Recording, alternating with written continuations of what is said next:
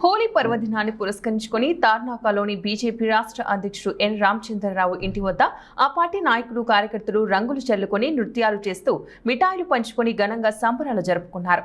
ఈ సందర్భంగా రామచంద్రరావు మాట్లాడుతూ హోలీ ఐకమత్యానికి చిహ్నమని ప్రతి ఒక్కరి జీవితాల్లో రంగులు నింపాలని ఆకాంక్షించారు.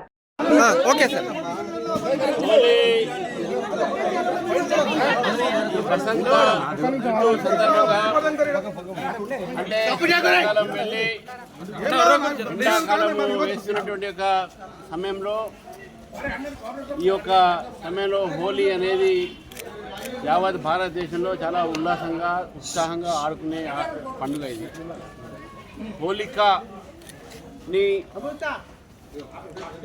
తగలబెట్టినటువంటి ఒక సందర్భంగా, అంటే ప్రహ్లాదుడు ఒక కథలో హోలికని ఏదైతే ఈ విధంగా అంతం చేసి భస్మం చేయడం జరిగిందో, ఆ ఒక్క తర్వాత ఈ యొక్క సంతోషంతో చెడుని అంతం చేసినటువంటి ఒక నేపథ్యంలో ఈ యొక్క పండుగ జరుపుకుంటాం.